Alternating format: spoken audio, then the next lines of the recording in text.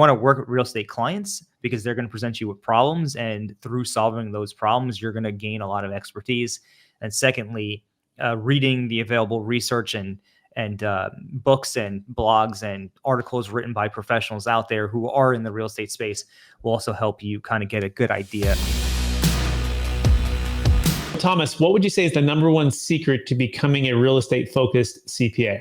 Yeah, so if you want to become a real estate focused CPA, you definitely want to work with real estate investors. That's probably the best way, because there's a lot of hands-on learning, and as you kind of come into the problems that your clients are facing, you're going to be forced to do the research. You're going to be forced to find the solutions to their problems.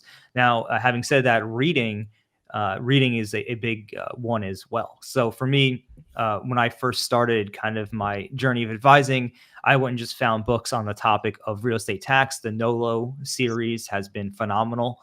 A great way to educate yourself on what strategies are available to you as an investor.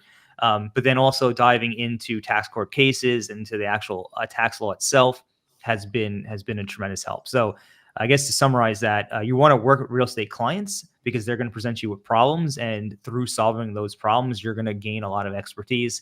And secondly, reading the available research and books and blogs and articles written by professionals out there who are in the real estate space will also help you kind of get a good idea of what's available and how you can help your clients. Absolutely. I think of it like sometimes people ask about what I do and how we figured it out. It's like, well, I spent the 10,000 hours with the brain surgeon who was helping all the people do all the things. I'm watching all the surgeries basically, and all the deals and different nuances and different angles, and essentially it's full immersion. It's like how do you learn how to swim? Well, you need to get in the water and start swimming, right? And so it sounds like the focus on that niche client, which is the real estate investors, spending a ton of time with them, solving them problems, and that helps you to see the patterns, right? And create opportunities for you probably to think in a way that most people wouldn't have, because you've been solving so many of those problems, and then you probably do those slight adjustments. Talk about how you've evolved with your problem and your analytical skills over time as you spent so much time with real estate investors that most CPAs just wouldn't do because they're, let's face it, more of a generalist. Yeah, right. So a generalist will typically go very surface level. So they'll maybe read the IRS guidance or publications, and they'll go along like the surface. As I kind of moved along in my career as a tax advisor for real estate investors, you start to see there's a lot of nuanced problems that you have to find solutions for, find answers to. And just looking at the plain old tax code or looking at the guidance from the IRS isn't always going to paint the whole picture. So diving into tax court cases has really been huge, because where there's a lack of guidance from the regulations or from the IRS or the tax code itself, you can often find people who went to tax court and had a similar problem, maybe not the same exact problem, but similar. And it's the tax court has determined the answer, has already figured that out, and it has drawn a conclusion to it.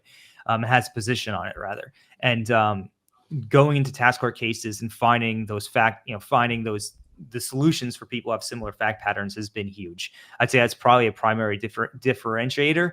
And also, one of the things that's been interesting is there's this one strategy for short-term rental investors where I believe that the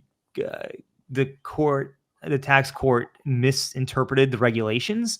And we have, or the tax court's opinion rather, okay, this is the best way to put it, was dated, and the regulations has since been updated. And rather than taking the tax court's opinion at face value, if you dive back into the updated regulations, you see that might no longer be the case. So we've written an article on that and published that in a professional publication. So going that extra mile and diving deep into tax court cases, and also once you have that intimate understanding, like you said, that 10,000 hours or the 10,000 reps, you start to see things differently. You start to see where the nuances are and start to see where there might be flaws in some arguments. So if that kind of makes sense, it's kind of where I'm at, I guess you could say. I think it absolutely does. And by the way, you can learn more about Thomas Castelli by going to therealestatecpa.com.